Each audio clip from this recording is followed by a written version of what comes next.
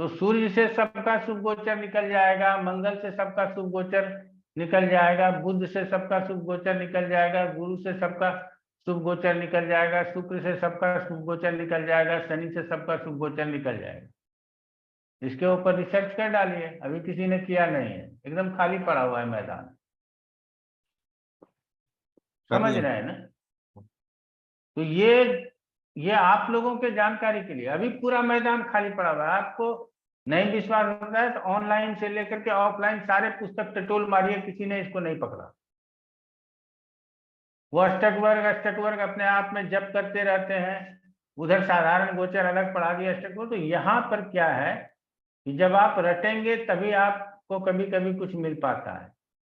तो कई बार पढ़ाते पढ़ाते मेरे ध्यान में आया, तो तब मैंने इसको सबको न अलग से मार्क किया। तो इसका मतलब क्या है कि अष्टक वर्ग का मतलब यह है कि सभी ग्रहों से जो शुभ गोचर है वहां बिंदु डाल दो, अर्थात वहां पे यदि ग्रह होगा तो वो शुभ ग्रह होगा तो वो शुभ गोचर में चला जाएगा। क्लियर हो गया। और हमें स्वतंत्रता दे दी गई।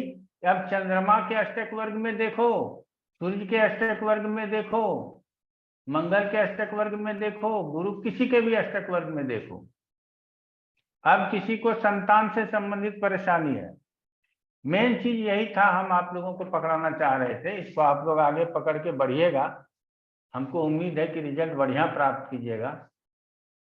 तो हम क्यों नहीं, जैसे चंद्रमा से सारा याद है, क्यों नहीं हमको सूर्य से भी याद हो जाए, मंगल से भी याद हो जाए, बुध से भी याद हो जाए, गुरु से भी याद हो जाए, शुक्र से भी याद हो जाए और शनि से भी याद हो जाए। याद नहीं हुआ तो बिंदु लगाते रहिए। क्लियर हो गया। फिर बिंदु में टटोलते रहिए। लेकिन हमारा कहना है कि सबसे पहले अगर संतान से संबंधित प्रश्न है तो चंद्रमा के अष्टक वर्ग में तो दशा अंतर दशा जो नाथ है उसको देखेंगे ही जाकर के कि उसको पॉइंट मिला है या नहीं मिला है। क्लियर हो गया। चंद्रमा के अष्टक वर्ग में तो सबको जाकर के देखना है, नौकरी लगेगी या नहीं लगेगी, दशा अंतर प्रत्यंतर दशा को देखते हैं कि उसको पॉइंट मिले हैं या नहीं मिले, वो अंक सही गोचर कर रहे हैं या अंक रहित गोचर कर रहे हैं। हम जो अष्टक वर्ग पढ़ा रहे हैं वो 26 लेसन के बाद पढ़ा रहे हैं। 26 लेसन जो यूट्यूब पे डला हुआ है वो हम आपको नहीं पढ़ाएंगे। क्लियर हो गया। तो सबसे पहले चंद्रमा के अष्टक वर्ग में जाकर के देखेंगे। मान लीजिए कि कोई भी ग्रह है, अभी आप एक उदाहरण ले लीजिए, इसकी दशा चल रही है राहु बुध बुध, राहु बुध और कोई चल रहा है बुध, ठीक है। अब हमको देखना है कि इसका प्रभाव कैसा रहेगा, अच्छा रहेगा बुरा रहेगा जो भी है। तो सबसे पहले हम चंद्रमा के अष्टक वर्ग में जाएंगे।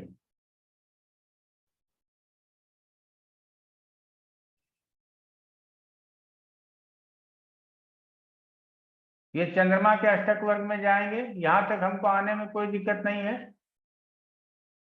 अब सबसे पहले हमको ये देखना है, ये जो बुध है, बुध कितने डिग्री का है गोचर में आज, इसको बंद कर दीजिए। बुध कितने डिग्री का है गोचर में आज, इसको खोल लेते हैं। कितने डिग्री का है, 16 डिग्री 41 मिनट का है। तो कौन से कक्षा में है बताइए रविंद्र जी, निकाल के कौन से कक्षा में है, जोड़ लिया जाए। 3 डिग्री कितने मिनट की एक कक्षा होती है? 5वीं कक्षा में होगा। 3 15, हाँ 5वीं कक्षा में। 5वीं कक्षा में, ठीक है। अब 5वीं कक्षा होगी, किसकी होगी? वो है शुक्र की। शुक्र की है वो, 1 2 3 4, हाँ शुक्र की है। शुक्र की कक्षा में है। अब यहाँ फिर से हमको निकाल लेना है कि शुक्र की कक्षा में है और बुध कौन से ग्रह में अभी गोचर कर रहा है, कौन से घर में? सिंह राशि में। तो सिंह राशि के 5वां कक्षा में अंक है या नहीं, यहाँ देखना है। तो 5वीं कक्षा में अंक है, देख लीजिए यहाँ 1 लिखा हुआ है। हाँ है। क्लियर है ना। इसका मतलब है कि बुध जब तक 5वीं कक्षा में रहेगा तब तक इसको अच्छे परिणाम देने की संभावना है। तो कितना रिजल्ट शॉर्ट पीरियड का हो गया। बुध कितना 3 डिग्री 40 मिनट चलने में कितना होता है? 3 डिग्री 40 मिनट, 3 डिग्री 45 मिनट। एक कक्षा कितने का होता है? एक कक्षा 3:45। 3:45। तो 3 डिग्री 45 मिनट चलने में बुध को कितना समय लगेगा? 3 दिन लग लगभग जाएगा, 3 साढ़े दिन। 3 दिन लग जाएगा। ढाई 3 दिन। हाँ जी। नहीं, 3 से थोड़ा सा ज्यादा लग जाए, 3 से कम। हाँ, 2.5-3 दिन, सही बोले, 2.5 से 3 दिन। तो अब ये रिजल्ट जो हमको पर्टिकुलर मिलना है वो 2.5-3 दिन में मिल सकता है। अगली कक्षा में 0 अंक है, इसका मतलब आगे हमको उसका रिजल्ट नहीं मिलेगा। जब तक सिंह राशि में रहेगा बुध का रिजल्ट फिर आगे नहीं मिलेगा। सिंह के बाद कन्या में जाएगा तो कन्या में देख लीजिए आगे 3 कक्षा तक रिजल्ट नहीं मिलेगा। उसके बाद फिर अंक है, वहां रिजल्ट मिलेगा, फिर नहीं मिलेगा, फिर अंक है, वहां रिजल्ट मिलेगा, फिर नहीं मिलेगा, फिर अंक है, वहां रिजल्ट मिलेगा। फिर तुला राशि में जाएगा तो फिर यहाँ रिजल्ट नहीं मिलेगा, पर दूसरे कक्षा में, तीसरे कक्षा में रिजल्ट मिलेगा, चौथे कक्षा में रिजल्ट नहीं मिलेगा, 5वें, 6ठे, 7वें कक्षा में रिजल्ट मिलेगा। क्लियर हुआ? अंतर और प्रत्यंतर दशानाथ को ट्रांजिट में हम चंद्रमा के अष्टक वर्ग में देखते हैं। अब बुध से संबंधित रिजल्ट मिलना है तो चंद्रमा के बाद बुध के अष्टक वर्ग में भी जाकर के इसको चेक कर लेते हैं।